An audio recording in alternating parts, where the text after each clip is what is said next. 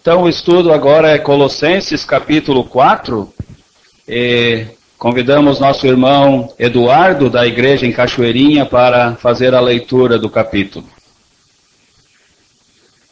Então vamos ler em Colossenses capítulo 4 e versículo 1. Vós, senhores, fazei o que for de justiça e equidade a vossos servos, sabendo que também tendes um Senhor nos céus. Perseverai em oração, velando nela com ação de graças, orando também juntamente por vós, para que Deus nos abra a porta da palavra, a fim de falarmos do mistério de Cristo, pelo qual estou também preso, para que o manifeste como me convém falar. Andai com sabedoria para os que estão de fora, remindo o tempo. A vossa palavra seja sempre agradável, temperada com sal, para que saibais como vos convém responder a cada um. Tíquico, irmão amado e fiel ministro, e conservo no Senhor, vos fará saber o meu estado, o qual vos enviei para o mesmo fim, para que saiba do vosso estado e console o vosso coração, juntamente com Onésimo, amado e fiel irmão, que é dos vossos. Ele vos farão saber tudo o que por aqui se passa. Aristarco, que está preso comigo, vos saúda, e Marcos, o sobrinho de Barnabé, acerca do qual já recebestes mandamentos. Se ele for ter convosco, recebei-o. E Jesus, chamado Justo, os quais são da circuncisão. São estes unicamente os meus cooperadores no reino de Deus, e para mim tem sido consolação. Saúda-vos Epáfras, que é dos vossos, servo de Cristo, combatendo sempre por vós em orações, para que vos conserveis firmes, perfeitos e consumados em toda a vontade de Deus. Pois eu lhe dou testemunho de que tem grande zelo por vós, e pelos que estão em Laodiceia, e pelos que estão em Hierápolis. Saúda-vos Lucas, o médico amado, e Demas. Saudai aos irmãos que estão em Laodiceia, e a Ninfa, e a igreja que está em sua casa. E quando esta epístola tiver sido lida entre vós, fazei que também o seja na igreja dos Laodicenses. E a que veio de Laodiceia, lede a vós também. E dizei a Arquipo, atenta para o ministério que recebeste no Senhor, para que o cumpras. Saudação da minha mão, de Paulo, lembrai-vos das minhas prisões, a graça seja convosco. Amém. Então agradecemos ao irmão pela leitura do capítulo, e temos chegado a esse último capítulo desta carta preciosa aos Colossenses. Já temos ouvido tantos ensinamentos importantes, preciosos para nós nesta carta. Como tem sido visto, o tema dessa carta é a supremacia, a suficiência plena do Senhor Jesus Cristo em tudo. Vimos ali hoje, se não me engano, Cristo é tudo em vós. Então, temos pensado também que havia certos erros de doutrina que estavam surgindo, procurando atingir os crentes, a igreja, o trabalho de Deus lá em Colossos. E já ouvimos nesses estudos sobre legalismo, pessoas querendo ensinar coisas ligadas com a lei, também misticismo, ouvimos de culto de anjos e também asceticismo, o que vimos no capítulo 2, sobre não comer certas coisas, não provar outras coisas. E o apóstolo, escrevendo sobre a suficiência plena, completa da pessoa bendita do Senhor Jesus Cristo. Isso era o remédio eficaz para manter os crentes na verdade em Cristo, na sua comunhão com Ele, tendo tudo o que precisavam nele, não precisando ir atrás daquelas doutrinas erradas e falsas que não traziam proveito nenhum. Então, como vimos também, os primeiros capítulos desta carta são doutrinários, os 2 primeiros, e os 2 últimos são mais práticos, como o apóstolo Paulo sempre costumou assim fazer ao escrever as cartas que ele escreveu.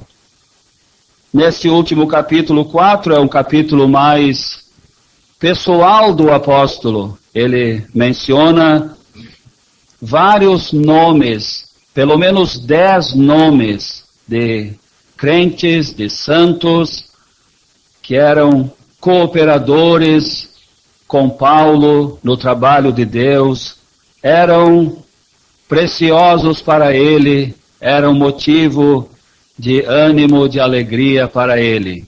Tem 12 nomes mencionados. Se considerarmos o nome de Paulo e de Barnabé, seriam 12.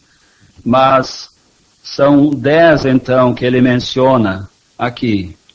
Vamos pensar nesses irmãos que são mencionados. Irmãos fiéis, irmãos amados. E temos 3 casos ali. Por exemplo, o caso de João Marcos, aquele irmão que uma vez falhou, ele saiu acompanhando Paulo e Barnabé na obra de Deus, em Atos capítulo 13. Depois de um certo tempo ele voltou para Jerusalém e perdeu, num sentido, a confiança do apóstolo Paulo por algum tempo, mas ele se recuperou. Então é precioso. Vamos pensar depois no caso de João Marcos.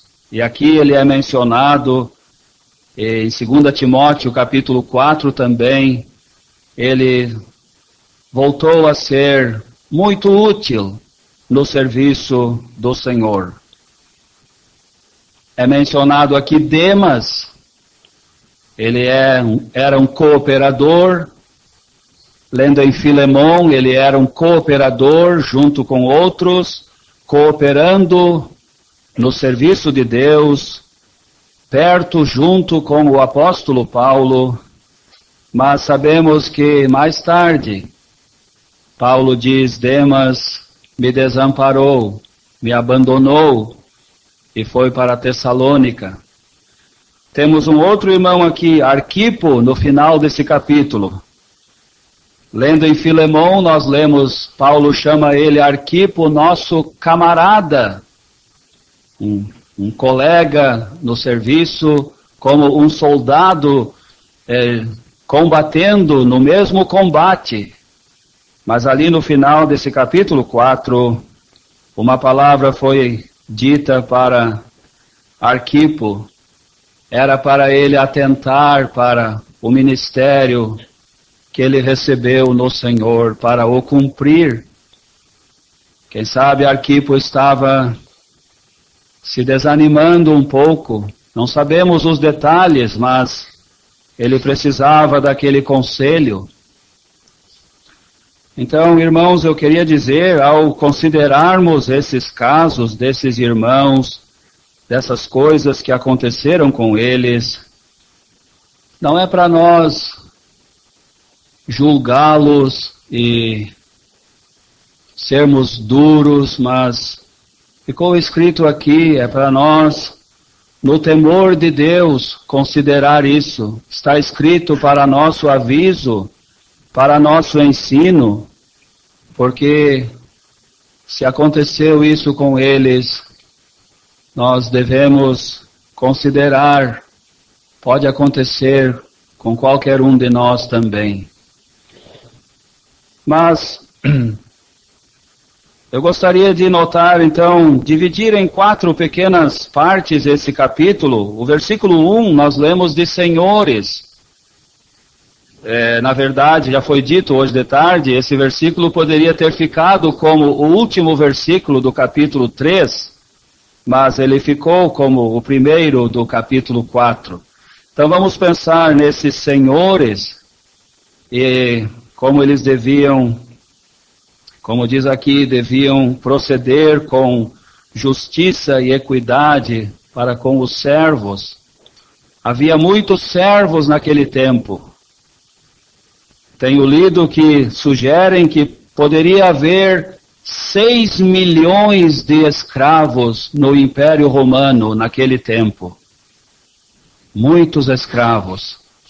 Então, vamos pensar um pouco nisso. Depois, nos versículos 2 a 6, nós temos ali serviços. Temos ali, especialmente no uso da língua, temos ali oração e ações de graças, versículo 2.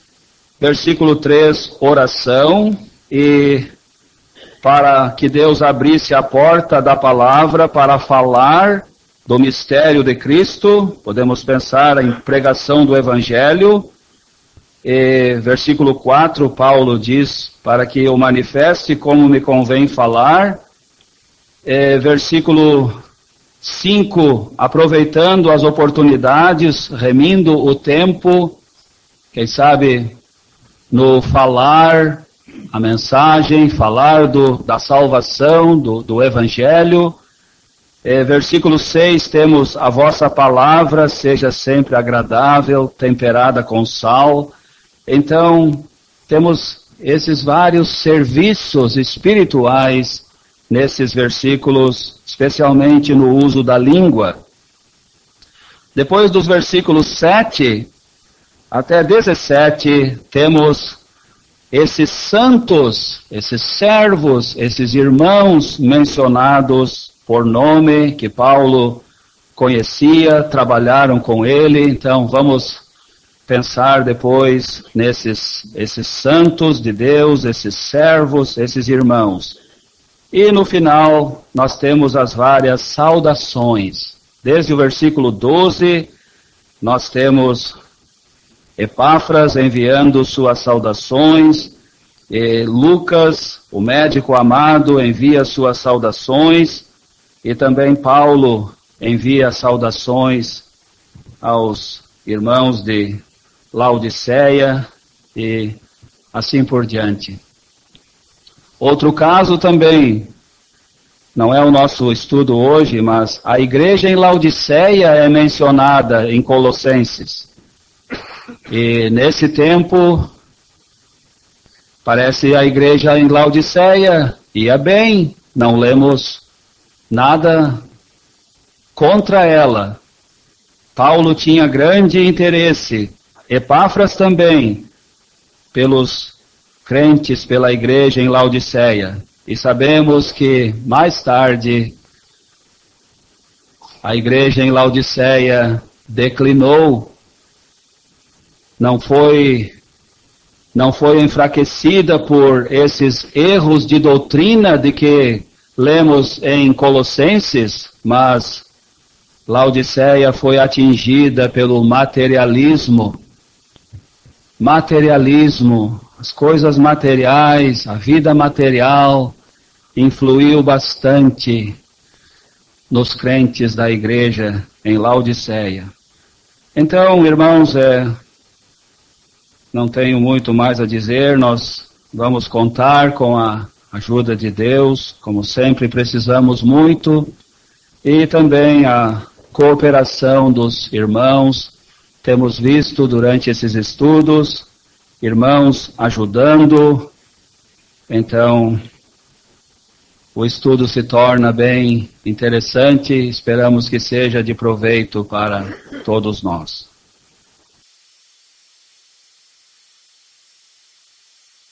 Então, o estudo está aberto, os irmãos têm a liberdade para participar. Alguém querendo nos dizer algo sobre o capítulo?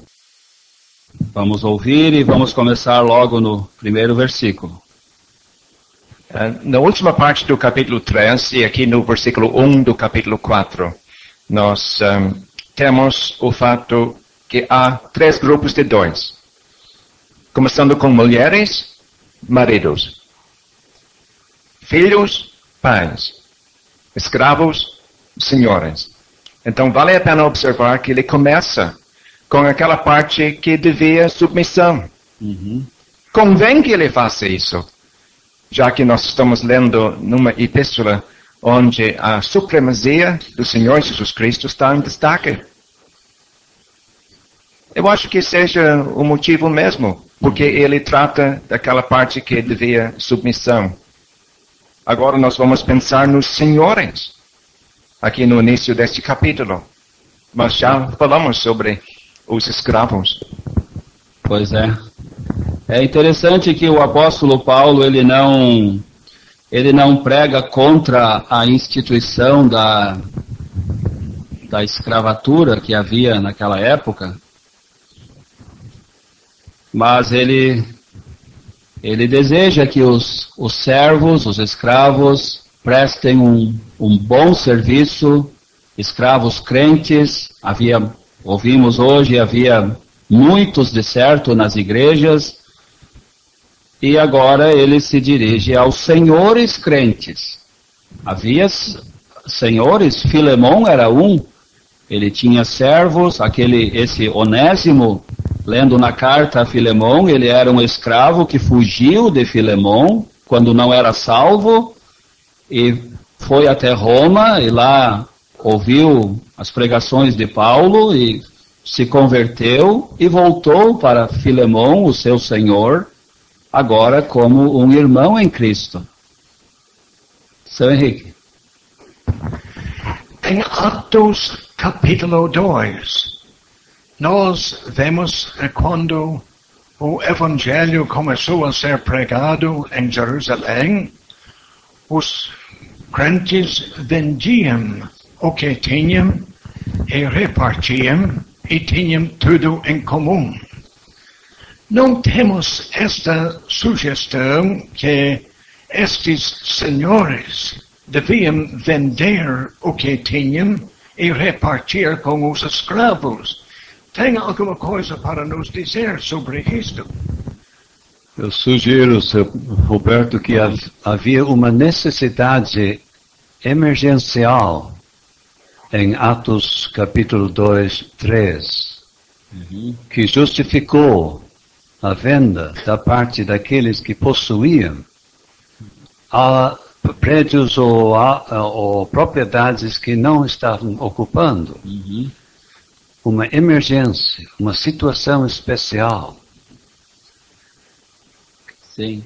Não era um comunismo religioso, né? Não. E quem sabe deveríamos explicar, Sr. Tomás, qual foi o motivo disso? Que muitos tinham chegado de longe para celebrar uma festa judaica, pretendendo logo voltar para suas casas, de repente ouviram o Evangelho, foram salvos e queriam ficar por um pouco de mais tempo na região, e quem sabe por isso surgiu essa necessidade entre o povo de Deus. Mas mesmo assim, naquela passagem, não lemos de nenhum mandamento sobre isso. Foi uma coisa totalmente voluntária e nunca foi exigido. Então, é bom notar isso, né? E deve ser havido propriedades a mais que moradias, porque quem foi a Rod, em Atos 12, tinha uma casa para onde podiam se reunir para orar. Então é evidente que eram propriedades a mais. Será que dá para mim colocar algo em pauta? Eu não sei se algum irmão tem feito um estudo detalhado sobre a palavra traduzida servos. Eu não posso afirmar dogmaticamente, mas me parece que essa palavra vai além do conceito de escravo, partindo para empregado, com seu salário. Isto ampliaria a aplicação da passagem. Nós fazemos isto de qualquer forma. A palavra é usada para os servos do Senhor Jesus Cristo. É isto que me leva a pensar que havia uma que se permite ampliar a palavra para incluir um servo de Deus que é longe de escravatura, ou um empregado que recebe o seu salário. Eu não sei se os irmãos têm mais informação, vão concordar ou não vão concordar. É o que o irmão mesmo pensa. Paulo usa essa palavra em Romanos 1, se não me engano, né? Servo de Deus e apóstolo do Senhor Jesus Cristo, na verdade é escravo, aquela mesma palavra.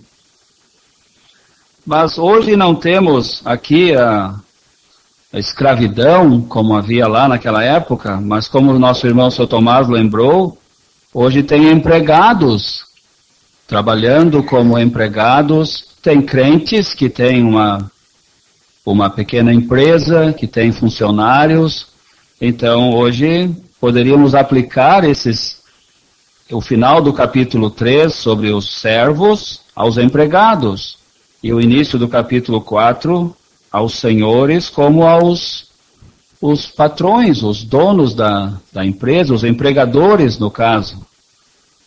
Interessante que nós não temos muitos detalhes aqui, nós não temos uma lista de regras que os senhores têm que obedecer.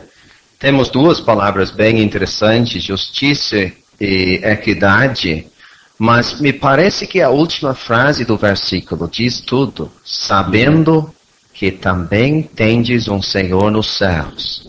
Então, o Senhor, lá com os seus escravos, os servos, empregados, cada hora ele precisa se lembrar deste fato.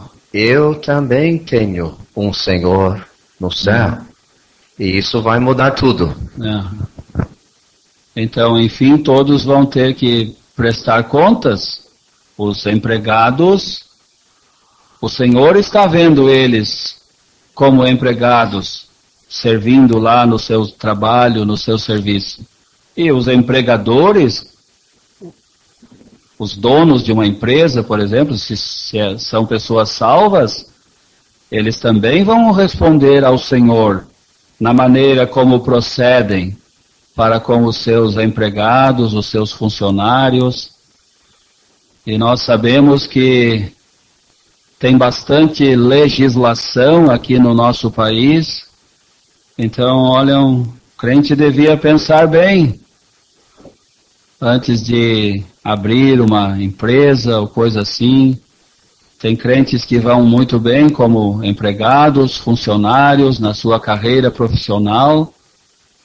E tem crentes que parece que não têm muitas condições de administrar uma empresa própria. Temos visto casos. Então é algo que é importante, devia ser bem pensado. Então o Senhor salvo naqueles dias tinha uma oportunidade tremenda de refletir a pessoa de Cristo para os seus escravos e outras pessoas que estavam observando. Porque muitas vezes o escravo morreu por causa da crueldade dos senhores. Um senhor não salvo não ia pensar duas vezes para matar o seu escravo que fez uma pequena injustiça. Por pouca coisa. Pouca coisa mesmo. Mas o Senhor salvo, tendo escravos, ele tinha uma oportunidade para demonstrar a pessoa de Cristo no seu viver diante dos escravos. Feliz o escravo, então, que tinha um Senhor salvo. Pois, nós lemos no Antigo Testamento, né? quando chegava a época que o escravo ganharia a liberdade, e ele podia chegar a dizer, eu amo o meu senhor e eu não quero sair. Então agora, esses senhores crentes, podia acontecer algo assim também, né? Eles tratarem bem, como diz aqui, com justiça e equidade, tratando eles bem, seria um bom testemunho para o Evangelho, para eles, para o Evangelho, para a obra de Deus. O seu Lindsay tem dito, feliz é aquele senhor que tinha um escravo salvo, e feliz para aquele senhor, ele saber que acima dele tem o senhorio dele no céu também. Então, são duas partes importantes, não ele pensar agora, porque eu sou o patrão, e de que eu faço e acabou e pronto. Ele tem que temer a Deus, que acima dele tem um senhor que está controlando. Então, sim, e acho que é 1 Timóteo 6, nós lemos, Paulo recomenda lá que os servos, tendo senhores crentes, que os sirvam melhor ainda. Então, não era para um servo crente pensar, olha, o meu senhor é crente também, somos irmãos em Cristo, então eu vou afrouxar no serviço, vou trabalhar menos e... Não, ele devia trabalhar melhor ainda. E o senhor crente também não devia pensar, olha, esse meu servo é crente, aqueles outros ali não são. Então eu vou favorecer mais o que é crente. Não, ele devia ser, diz aqui, justo. Fazer o que fosse de justiça e equidade a vossos servos, a todos eles. Seria um bom testemunho para aquele senhor crente. Quando estavam na ceia do Senhor, havia alguma diferença ou não? Aí eram irmãos em Cristo, sem diferença. Ali na ceia do Senhor não tinha aquela relação de escravo e senhor. Quem sabe até o escravo podia ser mais destacado, com mais dom, talvez até para ajudar na igreja do que o senhor dele, né, seu Carlos? Sim, facilmente o escravo podia ser um ancião na igreja e o senhor, nesse sentido, sujeito a ele. Pois é, então... Este setor, seu Roberto, versículo 1, que realmente já pensamos que está no final do capítulo 3, então todo o final do capítulo 3, incluindo o versículo 1 do capítulo 4, tem uma ligação com o setor anterior, que termina em versículo 17. Então alguns fazem uma relação, quando lemos o versículo 17, quanto fizeres por palavras ou por obras, fazei tudo em nome do Senhor Jesus, dando por ele graças a Deus Pai. Então, o nosso serviço, seja nós empregados ou patrões, no caso da mulher e do marido, os laços familiares, tudo deve ser feito. Deve poder ser feito em nome do Senhor Jesus. Então, esse é o princípio. Não se eu devo fazer isso ou não, que há de errado nisso ou não, mas se eu posso fazer isso em nome do Senhor Jesus. Isso é importante. É bom. Eu creio que os irmãos falaram do ideal, né? Na igreja, na ceia do Senhor. Não haveria diferença entre o servo e o seu senhor. Mas, passando isso para os nossos dias, devemos de pensar, né, que muitas vezes um crente de influência, quer dizer, de riqueza, ou de uma boa profissão nesse mundo, tem possibilidade de ele ter preferência sobre outro que é semi-analfabeto, que muito pouco sabe. Será que não? Pode acontecer, mas não deveria, né? Aquele semi-analfabeto pode ter mais entendimento e compreensão das coisas espirituais do que o profissional, esse bem qualificado na sua profissão, né? Mas nós vamos indo então, não sei se alguém gostaria de comentar mais alguma coisa sobre esse primeiro versículo. Mas quem tem uma empresa, por exemplo, hoje, se tem funcionários, olha, tem muitas coisas, muitos encargos, muitas leis, e para o crente, ele devia procurar ter tudo em dia, tudo certo. A gente sabe que no mundo aí fora tem jeitinho para tudo, mas então o crente devia pensar bem nisso. Então vamos passar para essa segunda parte, esses serviços, versículos 2 até 6.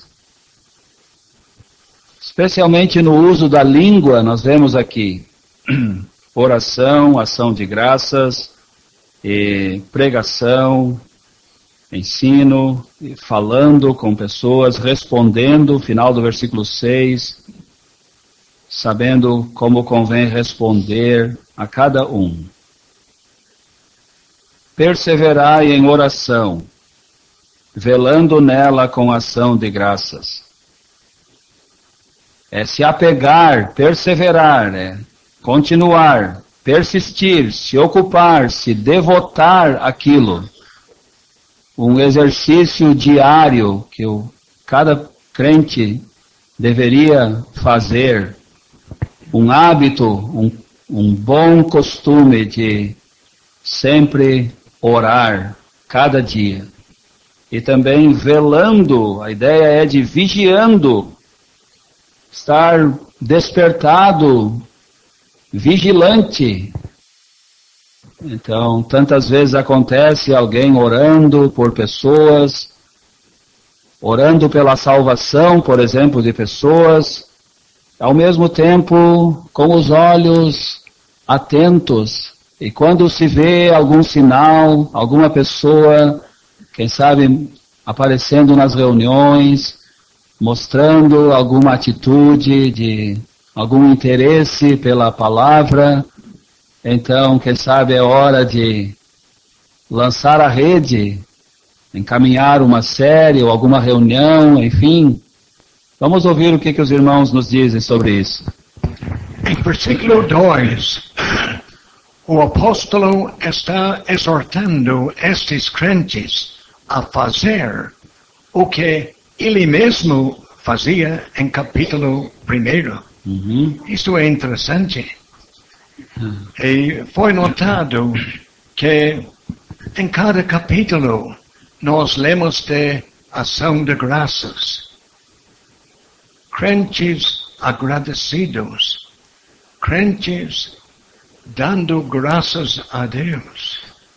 Tem de ser crentes sem murmurações, crentes contentes que desfrutam e apreciam as bênçãos de Deus. Seu Roberto, nós temos um bom exemplo até neste capítulo, versículo 12. Epáfras, que é Deus vosso servo de Cristo, combatendo sempre por vós em oração. Então é interessante como que ele usa aquela palavra ligada com militar, combatendo. Ali, seu Roberto, no capítulo 13, versículo 17, nós lemos: E quanto fizerdes por palavras ou por obras, fazei tudo em nome do Senhor Jesus, dando por ele graças a Deus. Nós vamos observar. E tudo fizerdes, quanto fizerdes por palavras ou por obras. Então segue-se essa seção 18 até capítulo 4, versículo 1, que pode ser considerado um parêntese. Então vamos imaginar que não existe. Então vamos continuar com capítulo 4, versículo 2. logo depois do capítulo 13, versículo 17.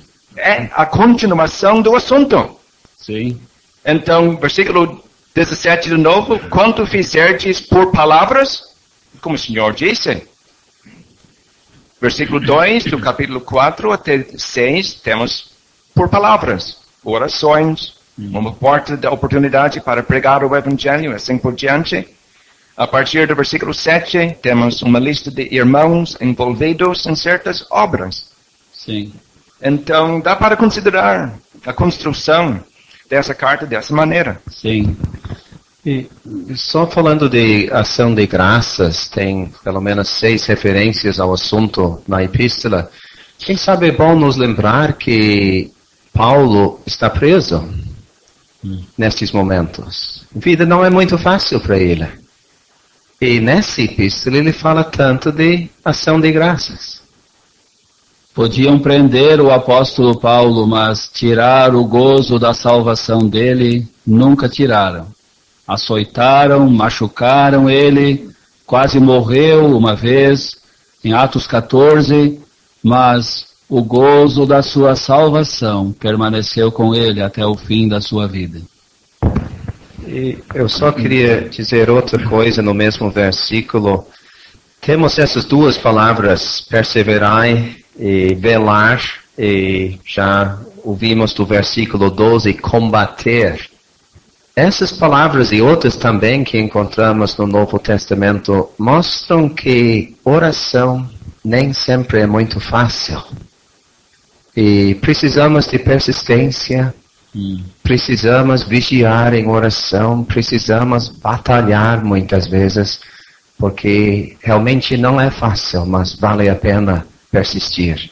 Sim, a importância da oração para cada crente na sua vida em particular, não tem dúvida. Mas aqui, quem sabe o apóstolo tem em vista também a reunião de oração da igreja. Como é importante aquela reunião de oração antes da pregação, domingo de noite. Como é importante a presença de cada crente ali. Irmãos e irmãs também, juntos, buscando o auxílio de Deus para aquela reunião de pregação depois. Gostamos de estar numa reunião para ouvir ministério, é ótimo, não tem dúvida. Mas, e a reunião de oração da igreja? Quem sabe numa noite da semana? Se fosse só oração, nem tivesse uma palavra de ministério depois, se fosse uma reunião só para oração, eu digo só, mas será que nós teríamos interesse, faríamos um empenho para estar lá? Deveríamos? Deveria ser o prazer do crente estar na reunião de oração, podendo orar, ouvindo os outros orando, dando graças a Deus por bênçãos recebidas e louvando a Deus pelo seu Filho, por tanto que Ele tem nos dado, e crentes mencionando necessidades, orando por pessoas. A reunião de oração deve ser preciosa para o crente. E Paulo diz, versículo 3, orando também juntamente por nós. Ele não acha que não deva pedir oração por ele, o grande apóstolo, orando também por nós, para que Deus nos abra a porta da palavra. Interessante, ele não diz para que Deus nos abra a porta da prisão, não, nos abra a porta da palavra, a fim de falarmos do mistério de Cristo, pelo qual estou também preso. Mesmo na prisão, Paulo evangelizava pessoas, os guardas, e Onésimo, de certo foi parar na prisão em Roma, e ficando por perto do apóstolo, ele ouviu a palavra que precisava ouvir e se salvou. Que maravilha! Aqui temos aquela palavra mistério, que foi já mencionado um pouco nos estudos aqui. Mistério era algo que Deus tinha reservado com ele, que não havia sido revelado ainda, mas agora tem sido revelado ao seu povo, aos seus santos. Essa palavra, esses mistérios são vários que aparecem no Novo Testamento. Nas parábolas de Mateus 13 nós temos os mistérios do reino dos céus e temos visto, lemos do mistério do Evangelho, lemos desse mistério da união entre judeus e gentios em Cristo, com a mesma salvação, as mesmas bênçãos. E tem muitos desses mistérios no Novo Testamento. Cristo em vós, Colossenses 1, já vimos. E aqui Paulo, ele deseja que Deus abra a porta para ele e outros falarem desse mistério de Cristo, pelo qual estou também preso. Provavelmente se referindo ao Evangelho, a pregação do Evangelho, e a essa verdade preciosa sobre a união de judeus e gentios em Cristo, formando a igreja. O que os irmãos nos dizem sobre esse mistério de Cristo aqui no versículo 3? Eu acho que tem a ver com a união dos gentios e judeus num corpo só, que, enfim, quer dizer, a mensagem do Evangelho alcançando judeus e gentios, visando a bênção deles. Sim.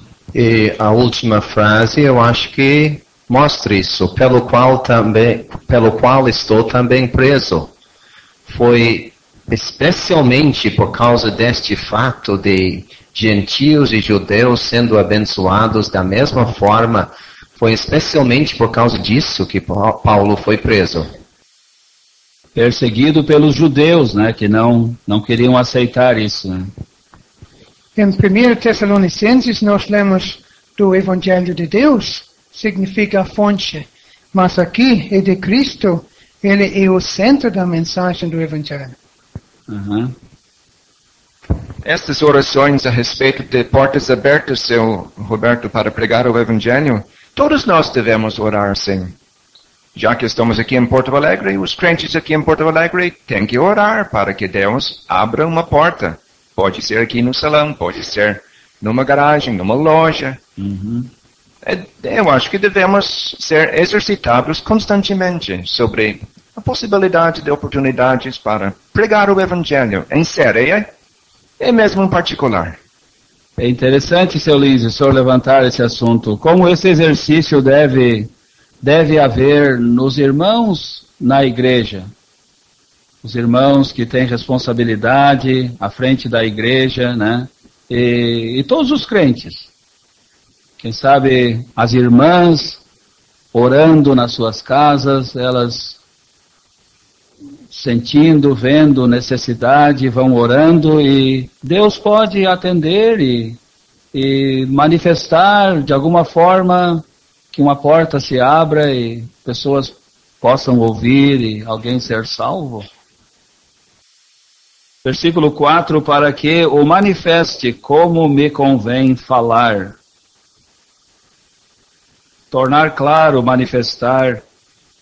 E a atualizada diz para que eu, Paulo diz, ele usa o pronome eu, para que eu o manifeste como me convém falar. Então, cada pessoa que anuncia de alguma maneira a mensagem do Evangelho, em particular ou em público, deveria ter este desejo de fazer isso de uma maneira clara. E ele acrescenta como me convém falar. Então, ele está sentindo uma obrigação de falar de uma maneira clara e apresentar claramente o Evangelho. Escrevendo a Timóteo, ele diz, 2 Timóteo 4, faze a obra de um evangelista, cumpre o teu ministério, ele diz lá, pregues a palavra. Que aqueles que vão pregar, que preguem a palavra de Deus, procurando colocar a verdade da palavra de Deus, o ABC do Evangelho, vamos dizer, diante dos ouvintes. O A, o ouvinte é pecador, está em perigo, precisa ser salvo. O B, o Senhor Jesus Cristo veio, deu a sua vida sobre a cruz, preparou a grande salvação, ressuscitou dos mortos. E o C, a responsabilidade do ouvinte, de reconhecer-se um pobre pecador e de aceitar o Senhor Jesus Cristo como seu Salvador. Se um irmão na sua pregação coloca esses 3 pontos por meio da palavra, a gente pode esperar que Deus abençoe, pois o Evangelho deve ser uma mensagem bem clara, que a pessoa que ouve compreenda o que está ouvindo, que seja uma mensagem bem clara. O manifestar dessa mensagem aqui no versículo 4 faz-me lembrar de Gálatas capítulo 3, versículo 1. Perante os olhos de quem Jesus Cristo já foi representado como crucificado. Acredito que o apóstolo Paulo, pregando lá na Galácia, ele apresentou a mensagem do Evangelho de tal forma que parecia que Cristo estava ali crucificado diante dos seus ouvintes. Imagine uma reunião assim.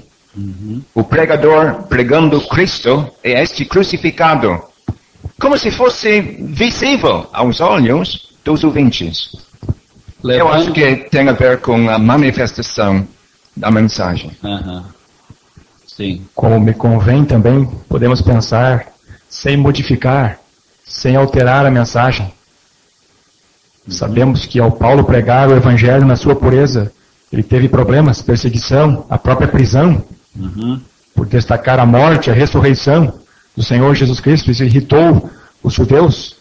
Então há ensino para nós também. Pregar o Evangelho na sua pureza. Sim.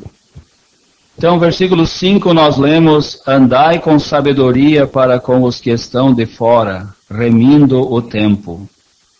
Aproveitando as oportunidades. Nós ouvimos no ministério, se não me engano, em Efésios, remindo o tempo porquanto os dias são maus. Então, aproveitando as oportunidades. Essa frase, os que estão de fora. Amigos aqui nesta reunião que não estão salvos. Essa frase mostra o lugar das pessoas que não são salvas. Estão de fora do povo de Deus. Não pertencem ao povo de Deus. É triste, é uma frase triste. Os que estão de fora, os que não são salvos. Seu Roberto, não é só a maneira de pregar o Evangelho, mas o pregador devia andar com um bom testemunho também. Ah, sim. Isso dá peso na sua pregação, na sua mensagem, né? Os que estão de fora. Isso quer dizer os que estão de fora da comunhão da igreja? Ou os que estão de dentro fazem parte da igreja? Ou os que estão de fora são os que não estão em Cristo, seu Lins. Os que ainda não são salvos. Eles estão observando muito as vidas dos crentes. Estão observando com um olhar bem crítico. Então, o andar do crente, o procedimento dele está sendo bem observado. Talvez o crente não perceba, mas ele ou ela está sendo bem observado. Onde vive, onde trabalha, onde estuda, onde anda. O crente está sendo sempre bem observado. Então Paulo recomenda que andem com sabedoria. Estou pensando em 1 Coríntios 5, versículo 12, porque que tenho eu em julgar também os que estão de fora? Não julgais vós os que estão dentro, mas Deus julga os que estão de fora. Tirai, pois, dentre vós a esse iníquo. Aí ali é uma pessoa, um crente que foi excluído da comunhão da igreja, né, Sr. Lins? Tem também em 1 Coríntios aquele que ocupa o lugar de indouto, talvez uma pessoa recém-salva, que está aprendendo, não pertence à comunhão da igreja, mas está aprendendo, né? Mas aqui eu entendia que se referia aos descrentes, os de fora. Remindo o tempo, o que o senhor tem a dizer sobre isso? Aproveitando o tempo, não perdendo o tempo. Parece que a ideia dessa palavra é como um comerciante que vê um negócio bom, que ele faz de tudo para não perder aquele negócio. Então ele quer aproveitar aquela oportunidade. Então, no sentido espiritual, os crentes deviam aproveitar também o tempo, as oportunidades. E no contexto desculpa. Eu ia dizer, só que nossos interesses não são os negócios desta vida, mas interesses espirituais. Aproveitar o tempo para pregar o evangelho, semear a boa palavra, promover a obra de Deus, aproveitar as oportunidades que temos. Eu só ia dizer isso, que no contexto de versículo 13 e 4 estamos pensando principalmente na pregação do Evangelho. Sim. Então, aproveitar o tempo nesse sentido, de aproveitar cada oportunidade que nós temos de espalhar o Evangelho. Sim. Então, versículo 6, lemos: a vossa palavra seja sempre agradável, temperada com sal, para que saibais como vos convém responder a cada um.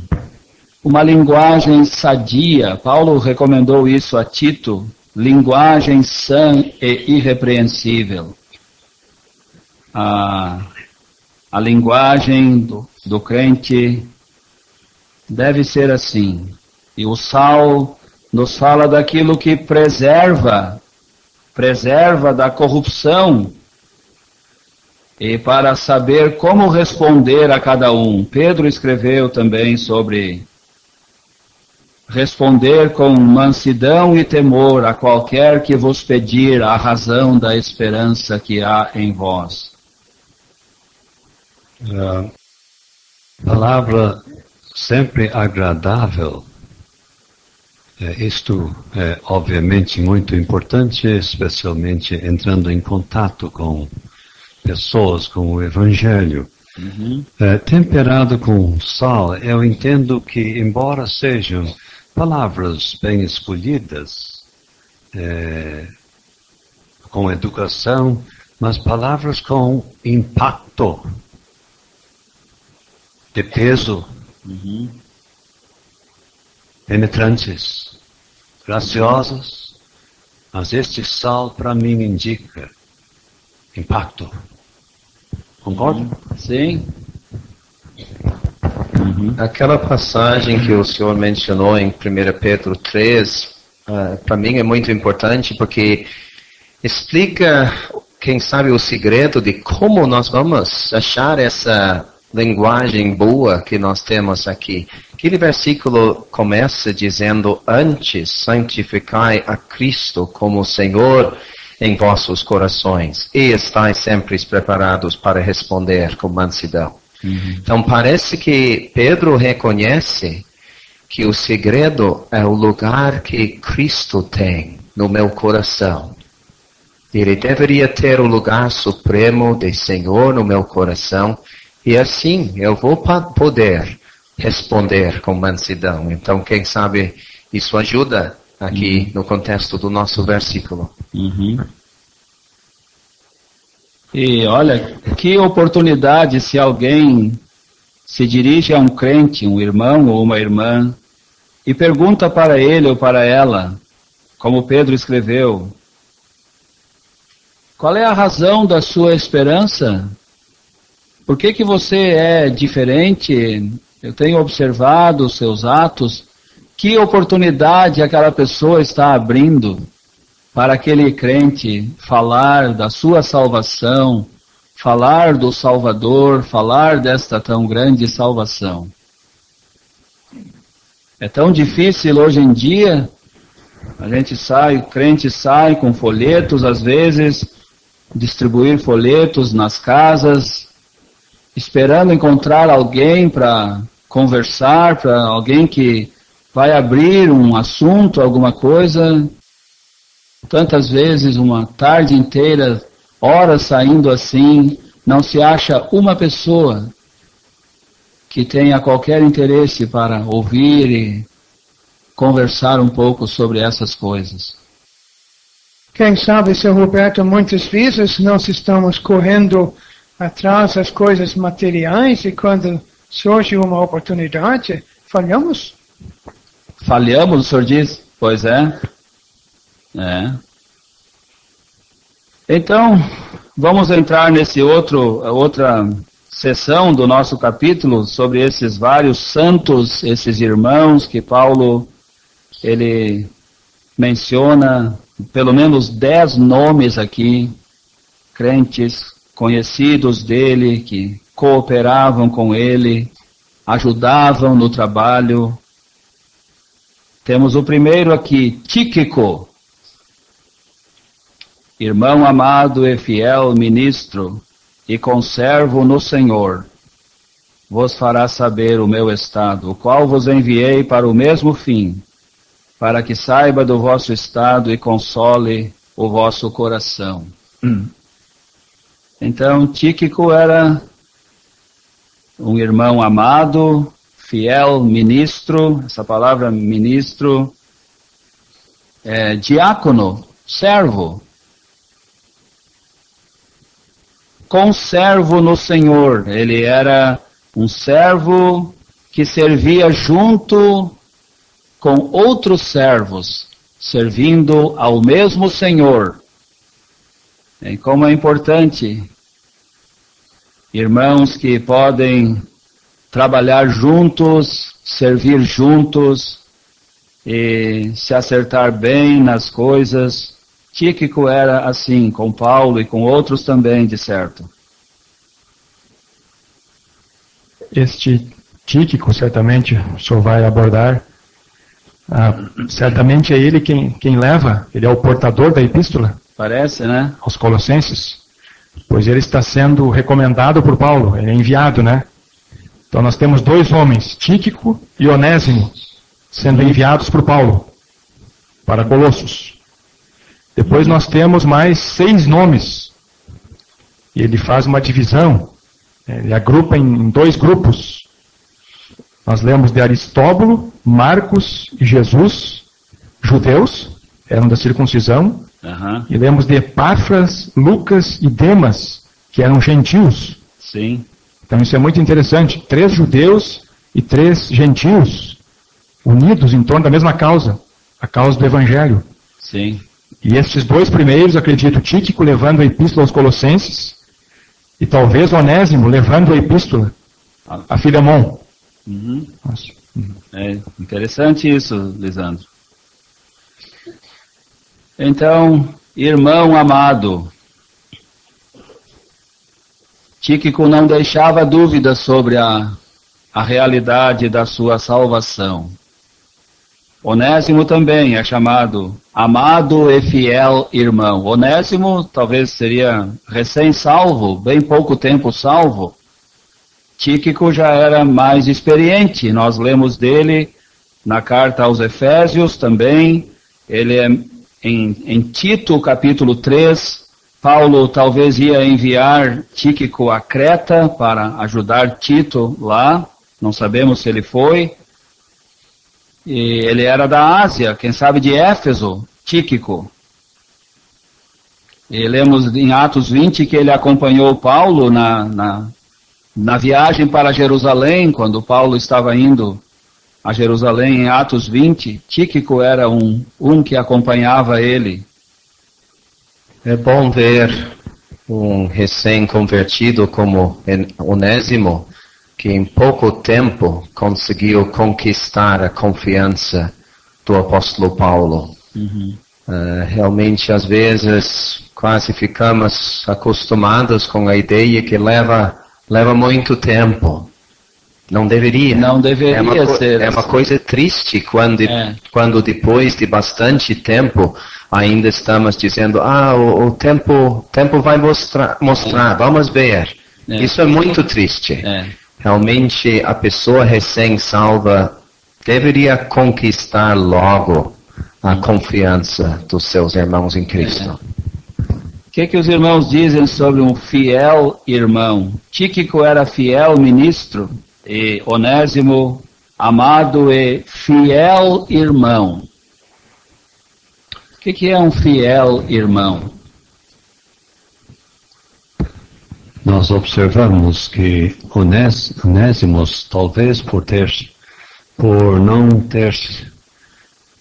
não ser salvo muito tempo, ou por ainda haver um acerto de fazer com Filemão, ele não é considerado servo. É interessante isso. Isto leva tempo. Mas olha, um irmão fiel é bem sujeito a se transferir num servo fiel. Pois é. Ele está começando bem. Um irmão fiel e é amado. Tíquico tem essas características. Um irmão amado e fiel. Mas ele está mais adiantado. Ativo no serviço. Onésimo é um candidato muito bem indicado. Mais para frente.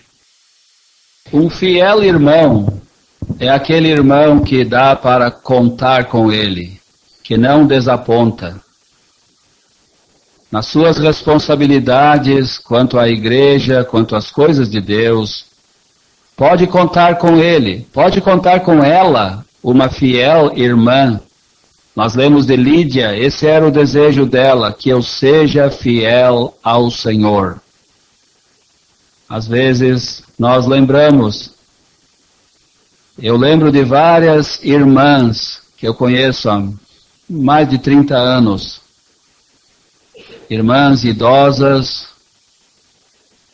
e às vezes a gente visita a localidade onde tem uma ou outra, tem a reunião lá, uma noite no inverno, quem sabe tem chuva, está frio, e aquela irmã entra e está lá no seu lugar. Quem sabe entra apoiada numa bengala, está lá no seu lugar. Um fiel irmão, uma fiel irmã, pode contar com ele, pode contar com ela. Se não está ali, alguma coisa aconteceu, ou está doente, ou algum outro motivo de força maior aconteceu, mas um fiel irmão é alguém de toda confiança, alguém que pode contar com ele. Será que nós temos como imaginar a situação naquele dia em que esses dois homens, vamos dizer, comuns aos olhos da maioria, saindo de Roma a pé, mas no seu bolso havia 3 documentos de origem divina. Se tivessem 100 quilos de ouro puro, seria muito pouco em comparação com esses 3 documentos que agora fazem parte da Bíblia. Olha, nós não temos como imaginar a cena naquele dia. 2 homens simples saindo de Roma e no seu bolso 3 documentos de origem divina. Então. E isso destaca a mudança que a salvação traz na vida de uma pessoa como Onésimo, Parece que ele fugiu do seu senhor, tendo roubado alguma coisa. Parece. Agora ele está voltando com um tesouro no bolso dele e com a confiança do apóstolo Paulo. Maravilha, né? Quem sabe eu deveria dizer que estamos nos referindo às epístolas aos Efésios, Colossenses e Filemão. Filipenses, eu acho, saiu, quem sabe, uns meses mais tarde. Da mesma prisão, sim, mas quem sabe um pouco mais tarde. Sim. Ia falar, seu Samuel? O versículo 7, vos fará saber o meu estado. E o estado dele, fisicamente, não era muito bom, preso. Mas interessante no versículo 8, para que saiba do vosso estado. Então, ele sabia que havia pessoas que também tinham problemas além dele. E às vezes nós ficamos tão ocupados com os nossos problemas e dificuldades e falamos tanto na nossa situação que nos esquecemos que outras pessoas estão passando por lutas e dificuldades também.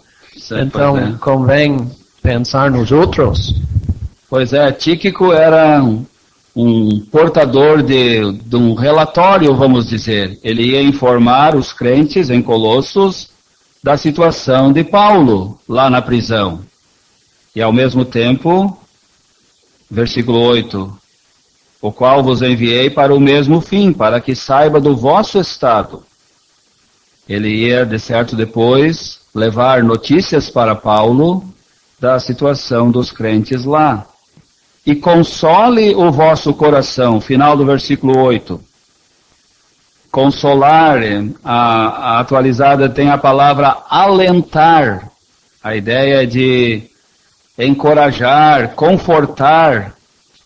Então, Tito chegando com a carta que Paulo escreveu, com as notícias sobre a situação de Paulo, e ainda podendo falar, quem sabe, não sei se ia dar ministério, ou ele tinha condições de confortar, encorajar, animar aqueles crentes em Colossos. Quem sabe até as notícias do estado de Paulo iam confortar e animar os crentes. Podemos imaginar eles ouvindo de longe, Paulo está preso, está certo, desanimado ali na prisão, ouvindo as notícias, não, ele está bem animado, até tem visto pessoas salvas lá na prisão. Essas notícias vão consolar e animar os seus corações. Então, se nós fôssemos portadores de notícias, será que íamos ser pessimistas ou íamos levar um relatório que não ia mostrar a realidade mesmo? É fácil de dizer, lá está tudo animado. Aí alguém vai lá, mas onde é que está esse tudo animado?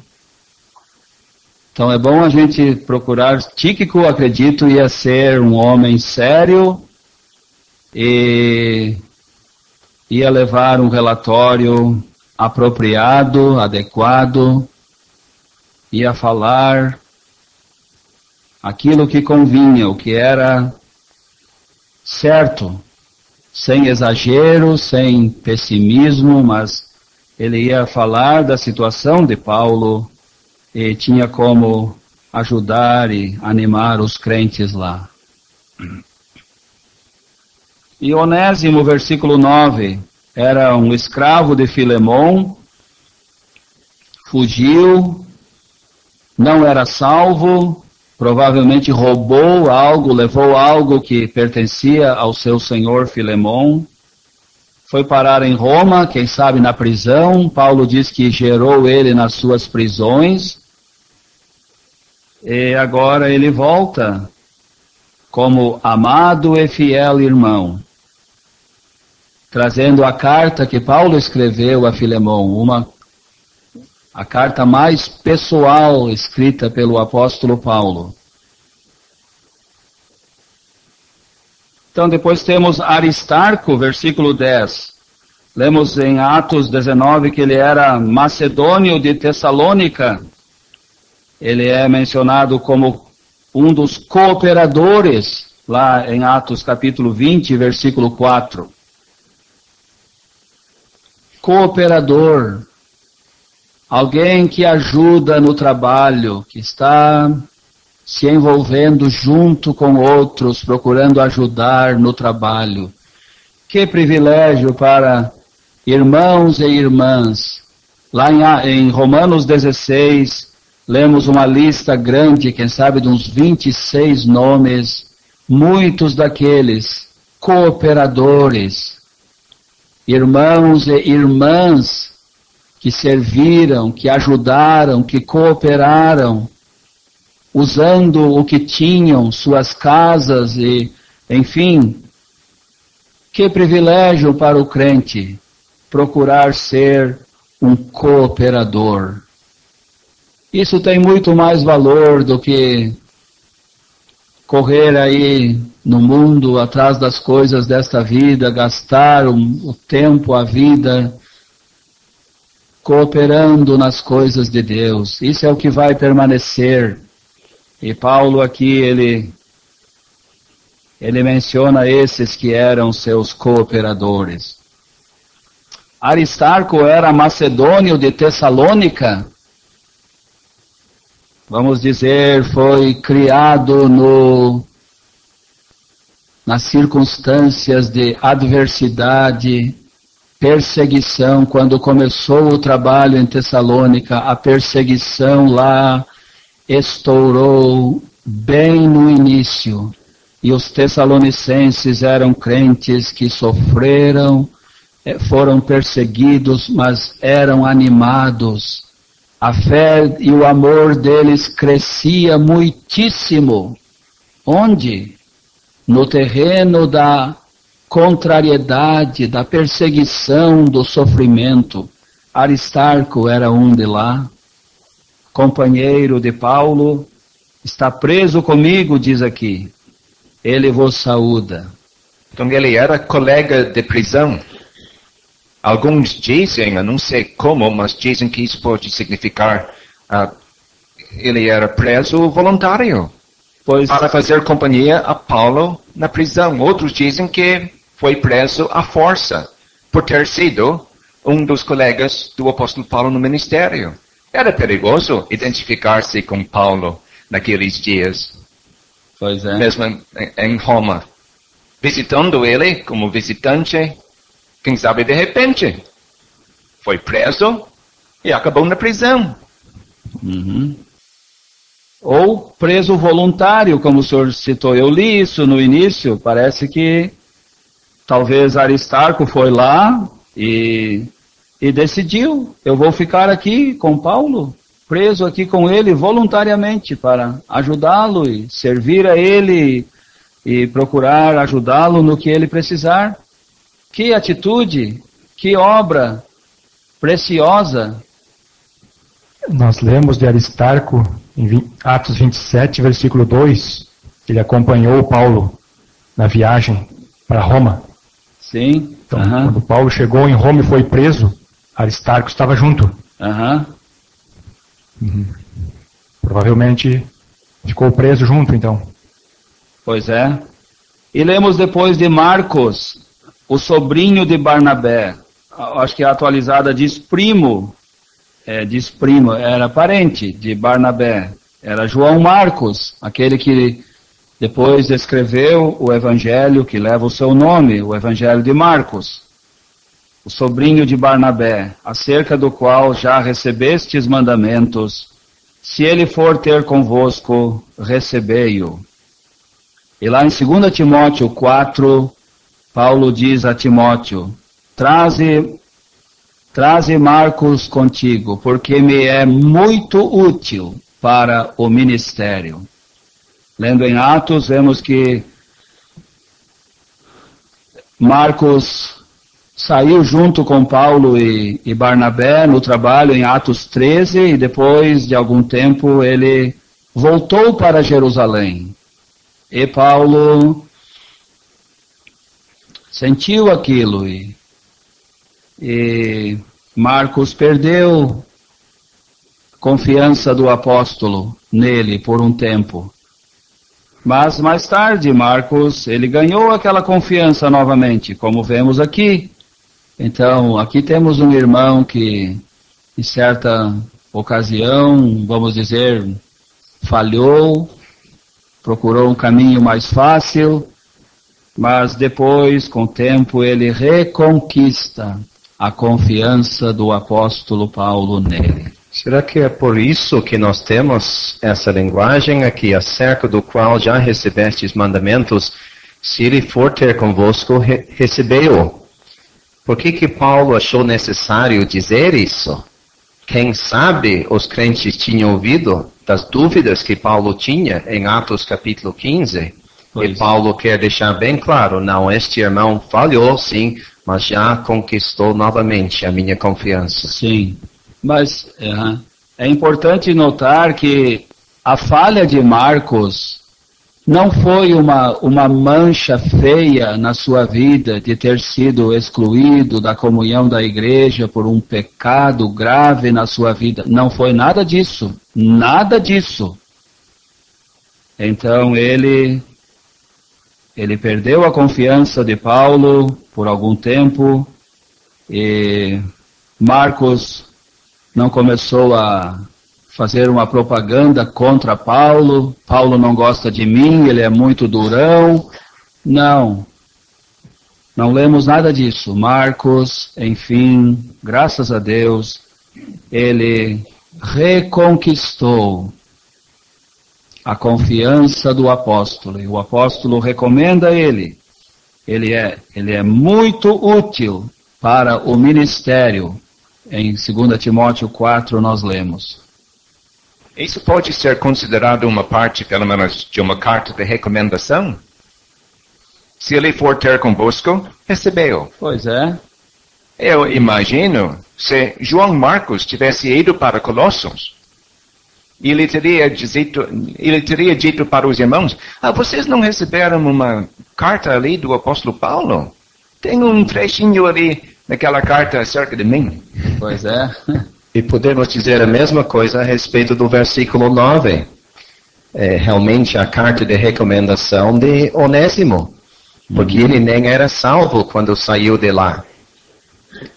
Mas interessante, como vemos várias vezes no Novo Testamento, uma carta assinada por um servo de Deus e não uma igreja.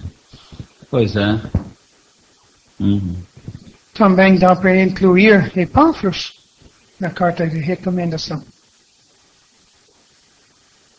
Ali, quando Paulo, versículo 13, dá testemunho dele, sim. Epáfras era de lá, de Colossos, era bem conhecido, né? Ele seria mais como Paulo mesmo em 2 Coríntios 4. Eu acho que ele não precisava de carta de recomendação lá. Então, depois lemos desse homem chamado Jesus. Não era o Senhor Jesus, era um crente com esse nome. Jesus chamado Justo. Os quais são da circuncisão, eram judeus salvos. São estes unicamente os meus cooperadores no reino de Deus, e para mim tem sido consolação. Como Paulo apreciava a ajuda, a companhia, o serviço desses irmãos, para mim tem sido consolação. Conforto, encorajamento. A atualizada usa uma palavra diferente, lenitivo. Não sei se conhece esse termo, mas conforto, consolação é mais conhecido por nós, né? Então, seu Roberto diz aqui, são estes, unicamente, os meus cooperadores. Parece que ele está dizendo, olha, são poucos que estão cooperando comigo. Eu acredito que refere-se a Aristarco, e Marcos e Jesus. 3 homens, quem sabe, de origem judaica. São estes, unicamente. São esses 3. Os outros têm medo. Depois ele menciona Lucas e Demas, versículo 14, né? Eu acho que são gentios agora. Gentios, sim. Até esse versículo 11 leva muitos a concluir que Lucas era gentio, pois ele não é mencionado com esses da circuncisão, né? Depois vemos Epáfras, versículo 12. Já ouvimos, já estudamos sobre ele em capítulo 1. Homem dedicado, esforçado, ensinou, evangelizou, quem sabe, em Colossos, ensinou a verdade para os crentes, viu a boa mão de Deus no trabalho lá, e agora ele está preso com Paulo, e ele manda suas saudações. Epáfras, que é dos vossos, servo de Cristo, combatendo sempre por vós em orações, para que vos conserveis firmes, perfeitos e consumados em toda a vontade de Deus. Combatendo é a palavra, é da onde vem o termo agonia, agonizar. Então, uma luta difícil, agonizando, combatendo por vós em orações. É a mesma palavra de Lucas 13, porfiai por entrar pela porta estreita. A atitude que o pecador devia ter para buscar a salvação, né? Não esqueceu da igreja. Ele estava lá, mas não esqueceu da igreja. Epáfras levava esses crentes no seu coração. Orava por eles, desejando a bênção espiritual deles. Notemos o que Paulo viu, combatendo por vós em orações, para quê? Para que tenham uma boa carreira profissional? Não. Para que vos conserveis firmes, perfeitos, quer dizer maduros e consumados, completos, plenamente convencidos em toda a vontade de Deus. Roberto, é isto mesmo que tu tem dito.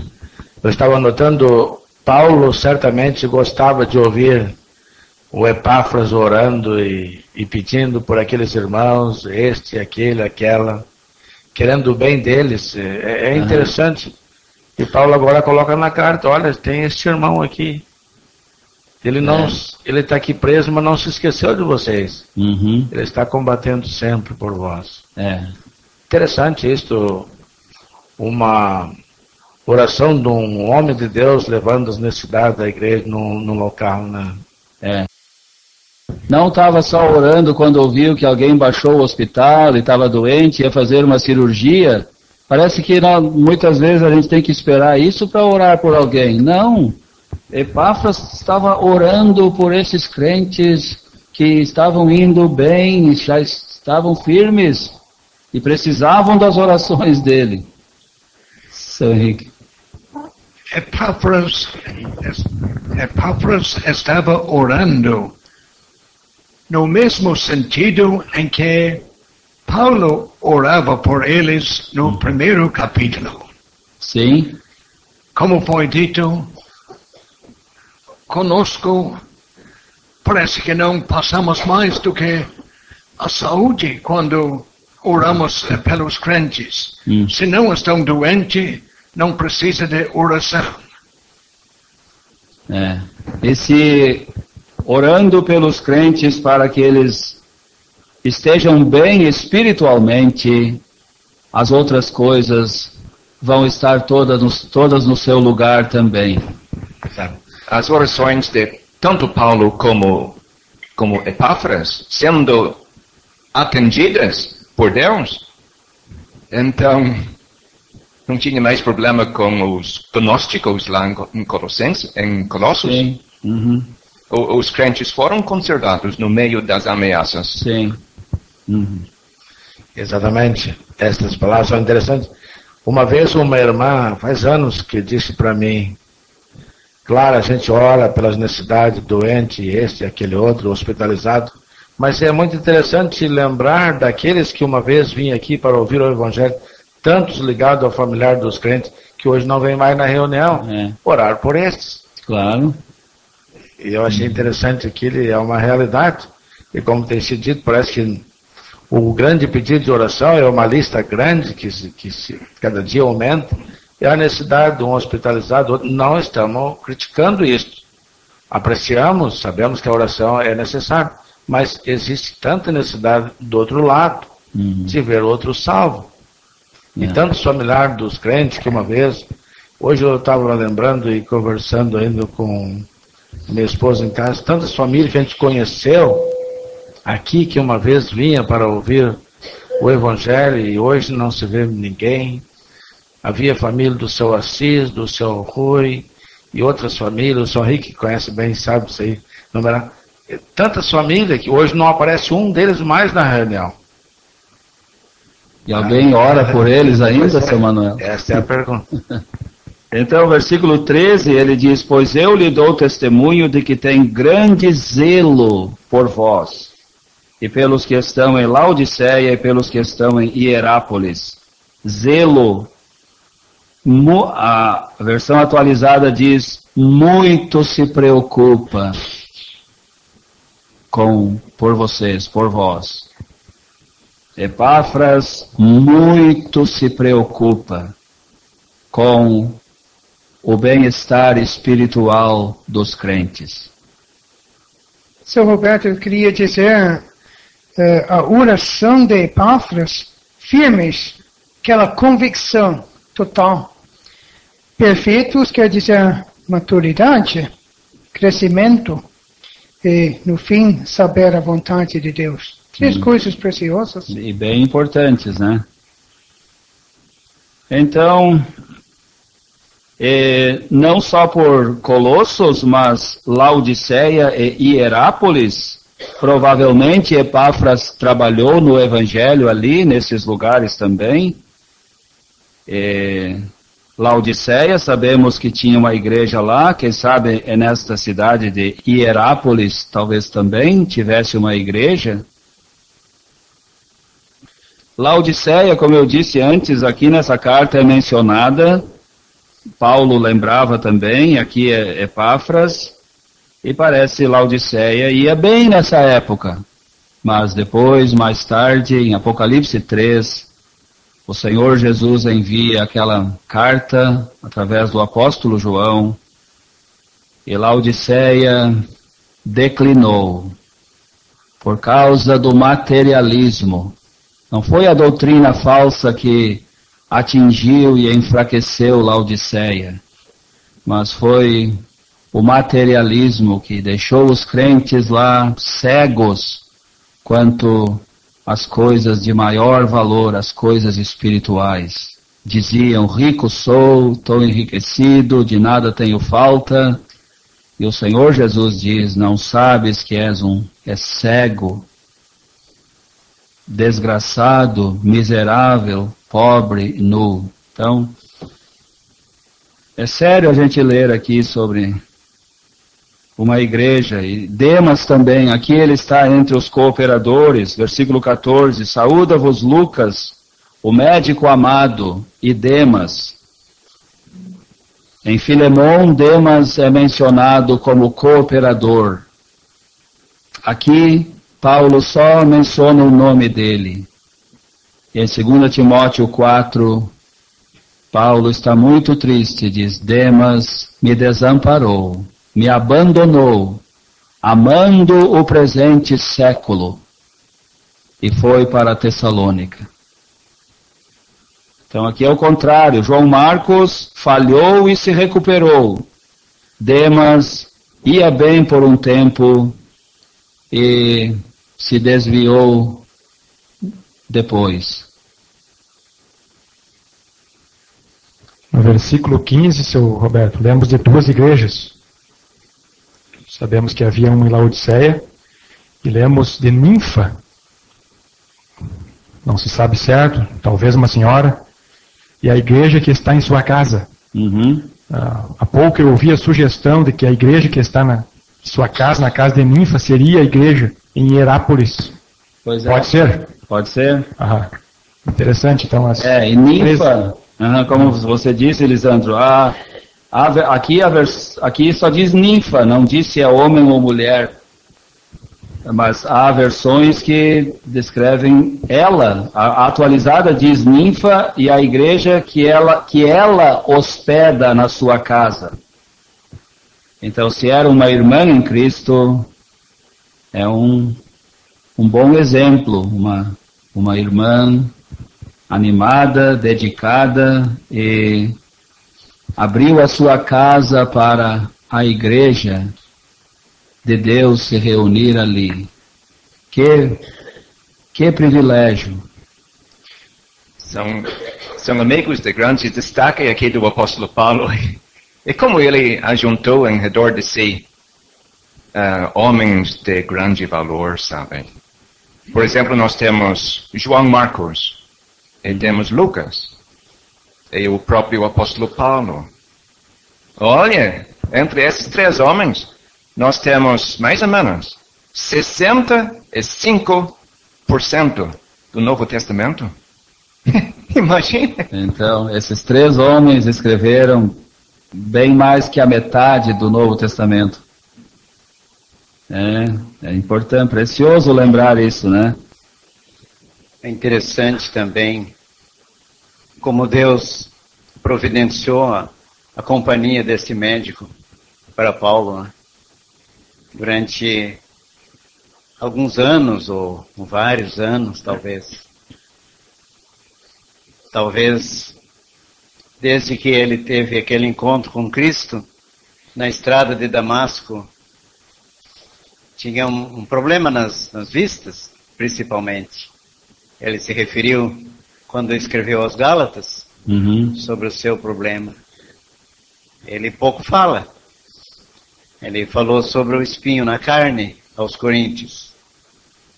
Parece que nunca foi tirado, né? Parece que nunca foi tirado. Podia ser uma doença, um problema.